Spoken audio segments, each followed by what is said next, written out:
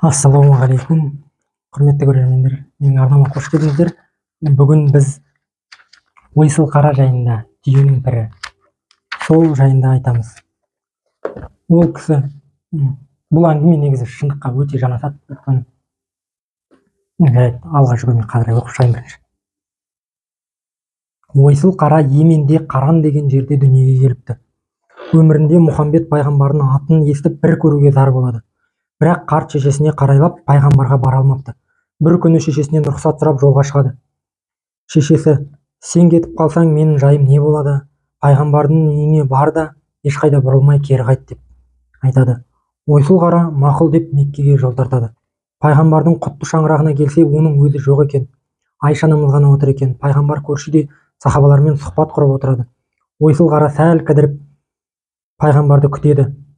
Айша анамыз: әз пайғамбарымыз Әлидің үйінде қонақта, сонда барыңыз дейді. Ойсыл қара: үйде қарт анам бар еді, оған тек пайғамбардың үйіне барамын, өзге жерге қараламаймын деп уәде беріп едім.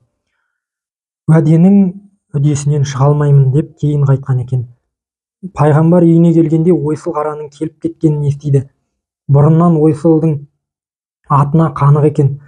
Көре алмағанына өкініп, ойсыл қара да өзегі өртеніп, өкініштен қан жұтып Еменге қайтқан екен. Сол жолы пайғамбарға сыйым деп 100 000 түйе айдапты. Түйелері бүкіл Меккені басыпты. Сахабаларының жетсе еті, ішсе сусыны, мінсе көлігі, кисе киіміне айналып, ырыс берекесі мол айтқан екен. Пайғамбар ойсылға риза болып түйенің атасы деп атапты. Осыдан бастап ол ел арасында түйенің атасы, түйенің пірі деген атауға ие болыпты. Пайғамбар дүниеден өтерінде үстіндегі жалғыз шапанын Әбубәкір мен Әлиге аманаттап: менің шапанымды түйенің атасына апарыңдар, иығына жабыңдар. Көрісуді Құдай жазбапты. Қарт шешесін бағып маған келе алмады.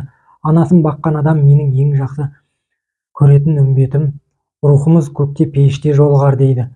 Әбубәкір мен Әлидің аманатын ойсыл қараға жеткізген екен дейді кітапта.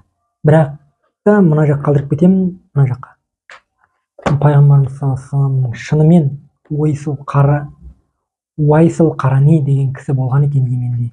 Ол кісі шынымен осы пайғамбарды көремін деп келіп, жаңағыдай келіп, бірақ көре алмай кетеді екен. Дәл солай болады екен. Үйіне барады, үйінде жоқ екен. Бірақ қасындағы жерге тоже бармай, осылай кетіп қалады екен обратно. И пайғамбарымыз саллаллаху алейхи вассалам үйіне келіп айтады екен: бұл жерде Уайсыл Қаранидың шығып тұр екен деп. И ол Айша анамыз: қайдан білдің деп осылай нетсе: бұл өмірде Уайсыл Қарани мені көре алмайды, бірақ жәннатта кездесеміз деген әңгімесін естігемін деп. Оны мен жақты қалдырып кетемін, ссылкаларды сілтеме описанияға қалдырып кетемін. Шынымен имамдарымыз сондай айтқанын. Сондықтан ойсыл қара түйенің пірі шынымен болған екен. Ол ең күшті табиғиындардың бірі болған деседі. Енді оны өйткені сахабалар тоже көрген екен ол кісіні. Ол туралы тоже қалдырып кетемін мына жерде, және де описанияда болады. Ал тіркеліп кетіңіздер, лайк басып кетіңіздер. Сау болыңыздар.